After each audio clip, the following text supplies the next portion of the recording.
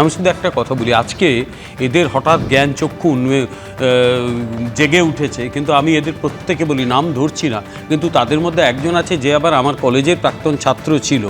দিনের পর দিন যে ভাষায় কথা বলেছে, যে ভাষায় আমরা সিনিয়র অধ্যাপক 60 বছর পেরিয়ে গেছে ওদের দ্বারা অসম্মানিত হয়েছি, একটা দিন ভুলিনি। এটা কেন নির্ভর করে জানো? ক্ষমতা এরা শুধু ভোগ করেনি, গায়ে হাতে মেখে ফেলেছিল। এদের নেত্রী মমতা ব্যানার্জি যা, হেলিকপ্টারে চড়ে নামা নেতা ওই এচড়ে পাকা অভিষেক ব্যানার্জি যা, এরা ঠিক তাই, প্রত্যেকে তাই। এরা প্রত্যেকে ক্ষমতার শেয়ার ভোগ করেছে। আমার কলেজের প্রাক্তন ছাত্রটি, যে এখন একটি পুরসভার কাউন্সিলর, সে এখানে হয়তো আমি বসে আছি, সে আমার ছাত্র নয়, কিন্তু আমার কলেজে নাকি পড়তো, সে এইভাবে কথা বলতো। এই বিজেপি জনগণের থাপ্পড় খেয়ে চলে যাচ্ছে।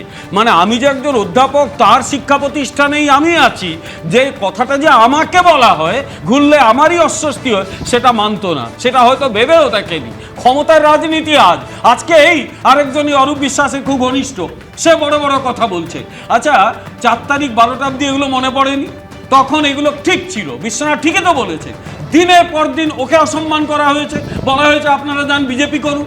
আমি তো বিজেপি করেছি, ন্যাচারালি আমাকে আমার সম্মান বোধ ছেড়েই গালিগালাজ করা হয়েছে, এবং যারা এসেছে, যারা সামান্যতম বিরোধিতা করেছে, তাদের গালিগালাজ করা হয়েছে।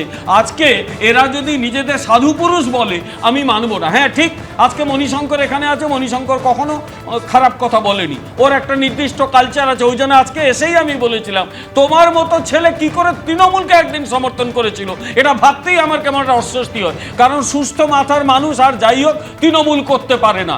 আরে আমরাও তো যখন সিপিএম বিরুদ্ধে মমতা ব্যানার্জি লড়াই করেছিলেন, আমরা তো সমর্থন করেছিলাম, কিন্তু ওরা আমাদের হাতে পায়ে ধরেছিল তৃণমূলে ঢুকতে। তৃণমূলে ঢুকিনি, কারণ বুঝেছিলাম এই দলটাকে ভালো করে চেক করার দরকার, কারণ এদের মধ্যে খারাপ হয়ে যাওয়ার সব প্রবণতা আছে। হলো কি, একদল সাইকোপ্যাথ, একদল এই সমস্ত তথাকথিত এখন হঠাৎ বাগি হয়ে যাওয়া এই মুখপাত্র, এবং এই তৃণমূলের বিশাল সমর্থক কুল, গোটা মিলে তৃণমূলটাকে ধ্বংস করে দিল।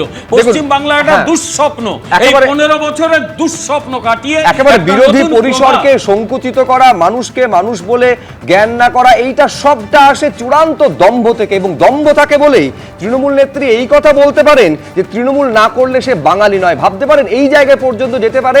এটা ঔদ্ধত্য আর দম্ভর প্রতিফলন ছাড়া কিছু নয়। আজকে কিছুক্ষণ আগে আপনাদের সামনে আমরা ঋতু দত্তর বক্তব্য রাখছিলাম, এবার আর এক সাসপেন্ডেড তৃণমূল মুখপাত্র কোহিনুর মজুমদার তার বক্তব্য রাখবো, যেখানে তিনি বলছেন যে তৃণমূলকে শেষ করার পেছনে রয়েছেন অভিষেক বন্দ্যোপাধ্যায়। আর কি বলেছেন দেখুন। এই তৃণমূলকে শেষ করার পেছনে অভিষেক বন্দ্যোপাধ্যায় এবং মমতা বন্দ্যোপাধ্যায় তার প্রতি অন্ধস্নেহ। মানে জানেন তো, অভিষেক বন্দ্যোপাধ্যায়ের কাছে হতে গেলে আপনাকে তন্ত্র মতে পুজো করতে হবে, প্রপার মন্ত্র, প্রপার তন্ত্র, প্রপার নৈবেদ্য, এবং কিছু সময় প্রপার দক্ষিণা না হলে ভগবান একেবারেই খুশি হতেন না। গত 4 বছর ধরে তৃণমূলের যে ক্যারেক্টার, সেই ক্যারেক্টারের একটা বড় পরিবর্তন হয়েছে। যে তৃণমূল স্তরের দল ছিল, ঘাসফুল দল ছিল, সে দল রাতারাতি কর্পোরেট চলে গেছে। আগে তৃণমূল ভবনে অবাধ বিচরণ ছিল, সবাই আসতেন। আজকে আমরা দেখেছি তৃণমূল ভবনে সবেধন নীলমণি একমাত্র বক্সিদা বসে থাকেন, এবং সকাল 8টার সময় দূর থেকে আসা তৃণমূল কংগ্রেসের ব্লক স্তরের নেতা বলুন, বুথ স্তরের নেতা বলুন, পঞ্চায়েত সমিতির রিপ্রেজেন্টেটিভ বলুন, বা সাধারণ কর্মী যার সমস্যা, যার দলে কিছু ঘটনা ঘটছে, দলকে জানাবে, নেত্রীকে জানাবে, কি করে জানাবে, সেখানে এসে ক্যামাক স্ট্রিটের সিঁড়ির তলায় বসে থাকে, দিনের পর দিন চলে যায়। অভিষেক বন্দ্যোপাধ্যায় তো ছেড়ে দিন, অভিষেক বন্দ্যোপাধ্যায় 3টের সময় ক্যামাক স্ট্রিট ঢোকে, 6টার সময় ক্যামাক স্ট্রিট বেরিয়ে যায়, ওই সময় ক্যামাক স্ট্রিটে মাছি ঢুকতে পারে না। অভিষেক বন্দ্যোপাধ্যায়ের নেতৃত্বে একটা সাবোটাজ হয়েছিল মমতা বন্দ্যোপাধ্যায়ের সরকারকে ফেলে দেওয়ার, সেটা আরজিকর মুভমেন্টের সময়। এরপর কসবা ল কলেজের যখন ঘটনা ঘটে, আমি একটা ফেসবুকে প্রতিবাদ করি যে ফ্রেশ ব্লাড যে অভিষেক ব্যানার্জি জিন্দাবাদ বলবে, সেই অভিষেক ব্যানার্জির লোক হয়ে যাবে, সেই তৃণমূলের ফ্রেশ ব্লাড হয়ে যাবে, সেই নেতা হয়ে যাবে। তখন আমাকে অভিষেক বন্দ্যোপাধ্যায়ের অফিস থেকে বলা হয় যে না, এটা করা যাবে না, ডিলিট করে দাও। এই তৃণমূলকে শেষ করেছে আমাদের তৈরি করা তৃণমূল, মমতা ব্যানার্জির তৈরি করা তৃণমূল, সিপিএম এর কাছে মা খাওয়া তৃণমূল।